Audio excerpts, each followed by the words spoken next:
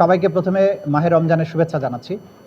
আজকে আন্তর্জাতিক অপরাধ ট্রাইব্যুনাল 2-এ আওয়ামী লীগের সেক্রেটারি জেনারেল, সেই সময়ের সেক্রেটারি জেনারেল এবং সড়ক পরিবহন ও সেতু মন্ত্রী ওবায়দুল কাদেরের বিরুদ্ধে আন্তর্জাতিক অপরাধ ট্রাইব্যুনালে যে মামলা চলমান আছে, সেই মামলায় আজকে প্রথম সাক্ষী হিসাবে শহীদ রাব্বির পিতা সাক্ষী দিচ্ছেন। শহীদ রাব্বিকে 19শে জুলাই মিরপুরে গুলি করে হত্যা করা হয়। তার পরবর্তীতে দ্বিতীয় সাক্ষী হিসাবে তারই ভাগ্নি অর্থাৎ শহীদ তানহার বাবা এখানে সাক্ষী দেবেন। সুতরাং ওবায়দুল কাদের সহ বাকি আসামিদের বিরুদ্ধে সেখানে আওয়ামী লীগ যুবলীগের যে সমস্ত কেন্দ্রীয় নেতা তাদের বিরুদ্ধে যে আনুষ্ঠানিক বিচারের পর্ব, সাক্ষ্য গ্রহণ পর্ব, সেটি শুরু হয়ে গেল এবং এটা ক্রমাগত চলমান থাকবে এবং নির্দিষ্ট প্রক্রিয়া অনুসরণ করে এই মামলার সমাপ্তি হবে ইনশাআল্লাহ। এর বাইরে আজকে শেখ হাসিনা সহ 10 জনের বিরুদ্ধে পাতার টেকে 2016 সালে বাংলাদেশের বিভিন্ন জায়গা থেকে, বিশেষ করে বগুড়ার পুলিশ লাইন থেকে 7 জন বন্দীকে গোপন কারাগারে বন্দী রেখে দীর্ঘদিন আটক রেখে তাদেরকে উদ্ধার দেখিয়ে 8-10-2016 তারিখে গাজীপুরের পাতারটেক নামক স্থানে একটা বাড়িতে আটক রেখে তাদেরকে গুলি করে হত্যা করে বলা হয় যে তারা জঙ্গি ছিল।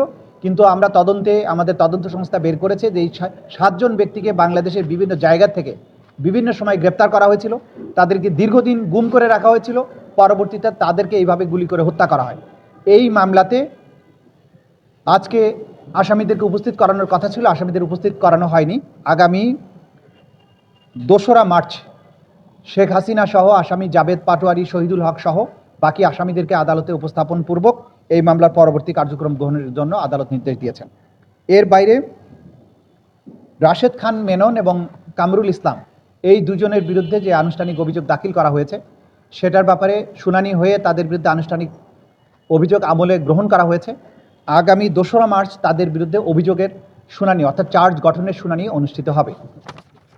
গুমের মামলায় টিএফআইএ অর্থাৎ র্যাপিড অ্যাকশন ব্যাটালিয়নের যে গোপন বন্দিশালা টিএফআই সেল, সেই টিএফআই সেলের যে মামলা, যেটা সাবেক বেশ কয়েকজন সেনা কর্মকর্তার বিরুদ্ধে এই মামলা চলমান আছে, সেই মামলাতে আজকে সাক্ষীর জেরার জন্য নির্ধারিত ছিল সাক্ষী যিনি ব্যারিস্টার মীর আহমদ বিন কাশেম, তিনি সংসদ সদস্য নির্বাচিত হওয়ার কারণে সংসদ রিলেটেড বেশ কিছু কর্মকাণ্ডে তার উপস্থিতির প্রয়োজনে তিনি সংসদে ব্যস্ত আছেন। এই কারণে এই সাক্ষীটার তারিখ আমরা পিছিয়ে নিয়ে আগামী 25শে ফেব্রুয়ারি বুধবার তার বাকি জেরার জন্য আমরা নির্ধারণ করেছি।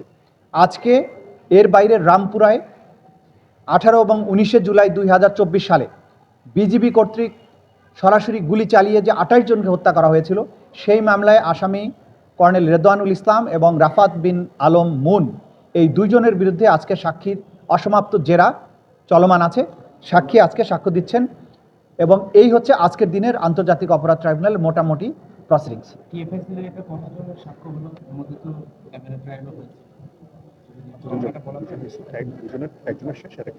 দুজনের সাক্ষী ইতিমধ্যে হয়েছে, একজনের জেরা অসমাপ্ত আছে। আর যার জেরা সমাপ্ত হয়েছে টিএফআই এর ভেতরের সমস্ত অবস্থার বর্ণনা দিয়েছেন, তার সাক্ষীটা হয়েছে ক্যামেরাতে, সুতরাং সব বিষয়ে আপনাদেরকে সেটা বলতে পারছি না।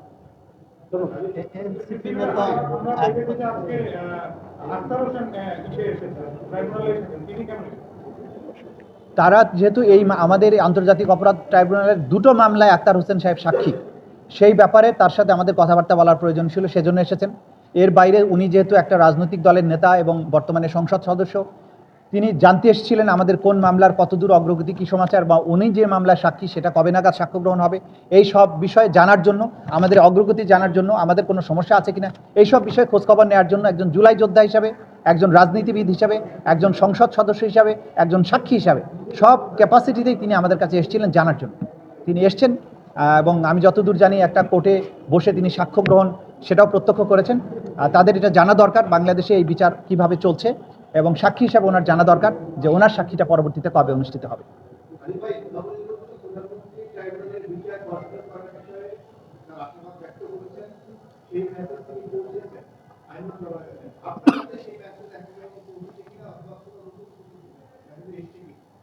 সরকারের পক্ষ থেকে আনুষ্ঠানিক মেসেজ না আসলেও অনানুষ্ঠানিকভাবে আমাদেরকে বলা হয়েছে আইন তার নিজস্ব গতিতে চলবে, এবং বিশেষ করে আপনারা গতকালকে হয়তো দেখেছেন মাননীয় আইনমন্ত্রী তিনি বলেছেন যে আন্তর্জাতিক অপরাধ ট্রাইব্যুনালের যে কার্যক্রম সেটা স্বাভাবিক গতিতেই চলমান থাকবে।